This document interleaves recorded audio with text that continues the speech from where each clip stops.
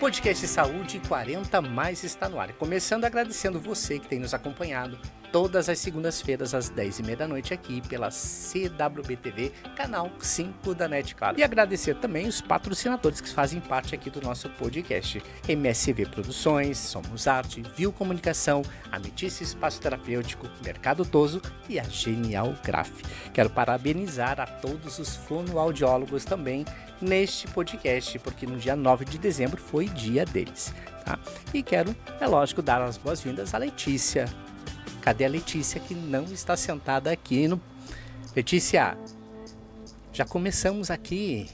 Tô chegando. Opa, onde é que você estava?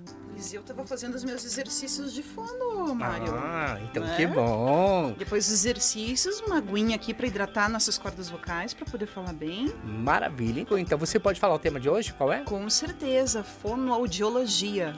Olha, vamos falar de fonoaudiologia.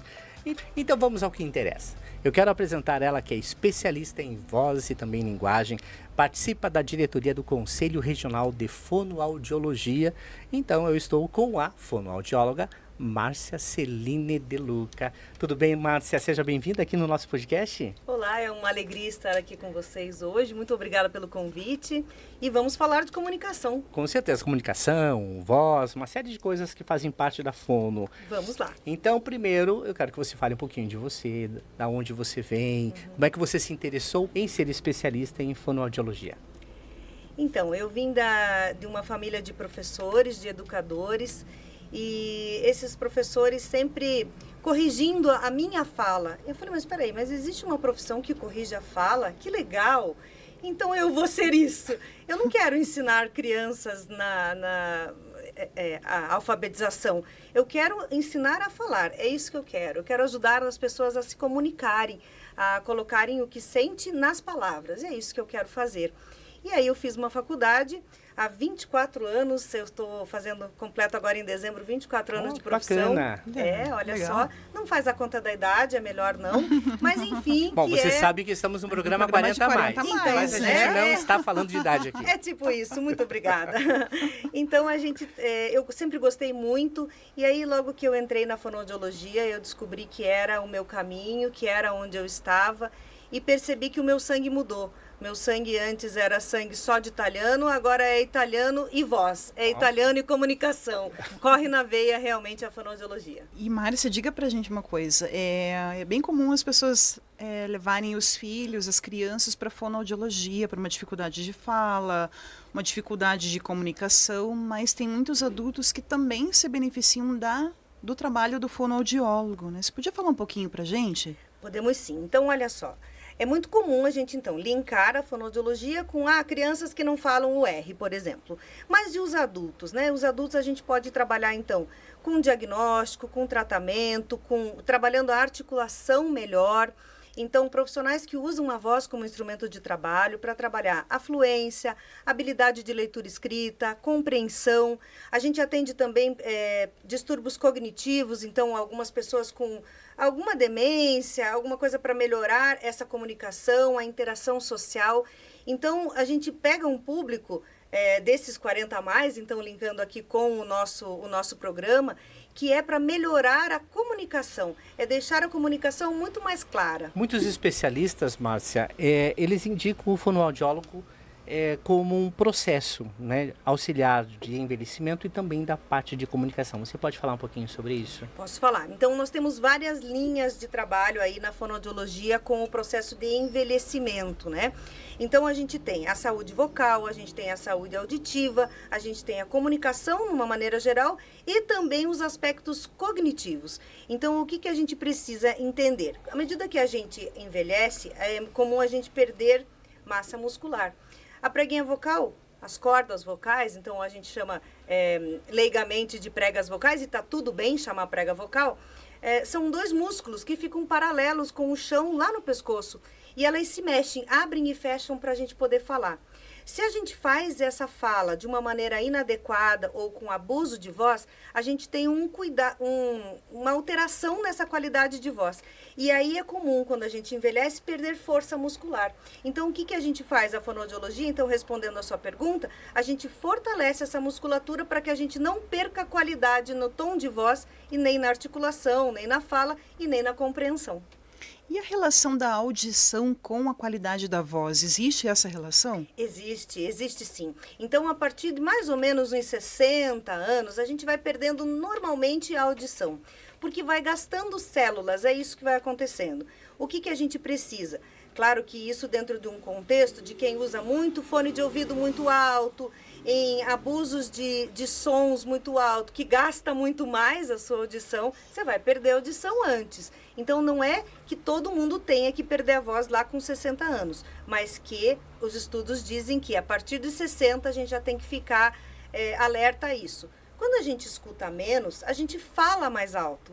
Falando mais alto, eu forço mais a preguinha vocal. Forçando mais a preguinha vocal, eu forço mais aquele músculo que a gente falava anteriormente.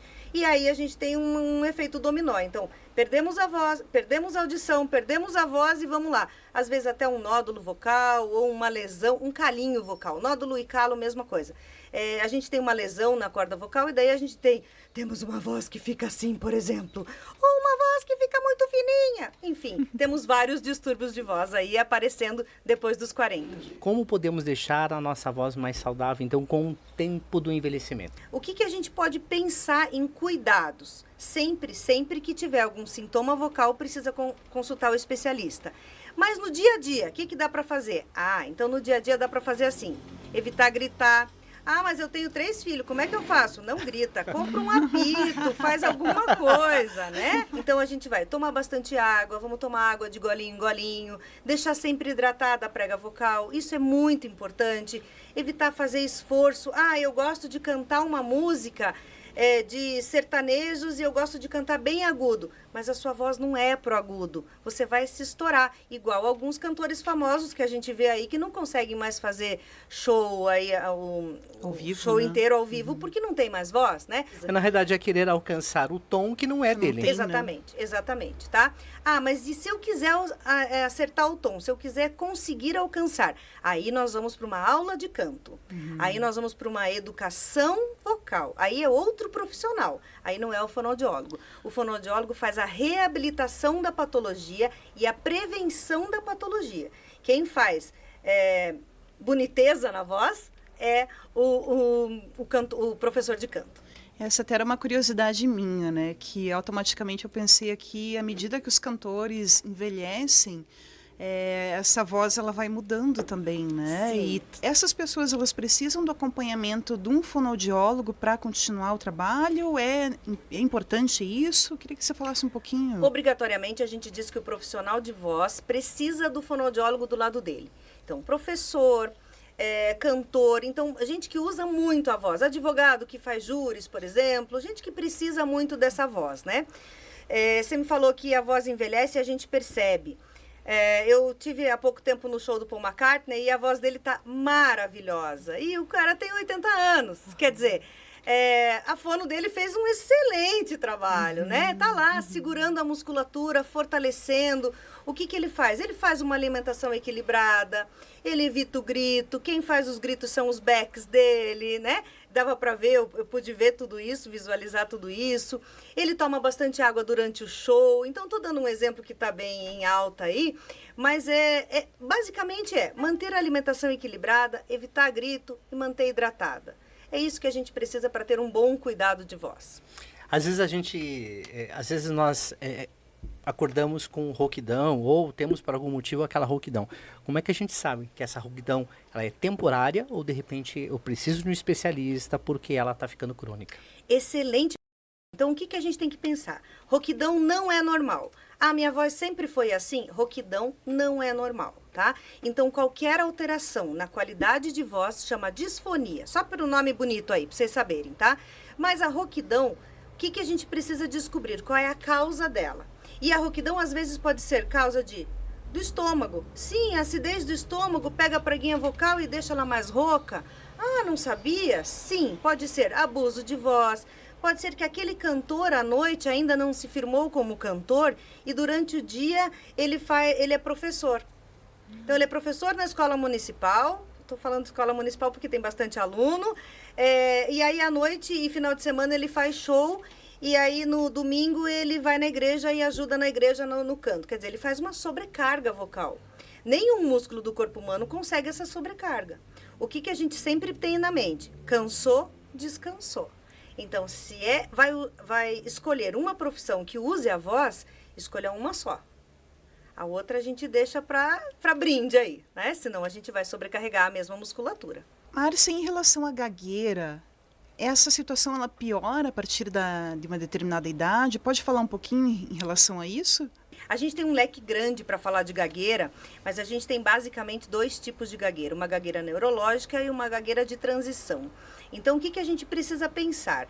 Lá na criança pequenininha que tem gagueira, então eu vou deixar esta fase para um outro podcast, quando a gente vier falar de 40 a menos, tá?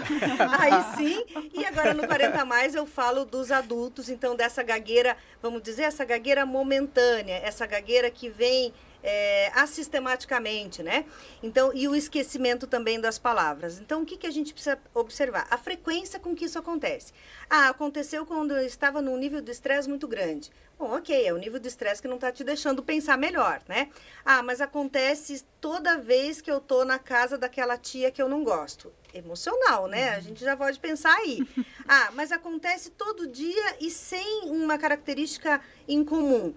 Ok, então tá atrapalhando na tua comunicação? Então a gente precisa ir no fonoaudiólogo para ver o que a gente pode fazer.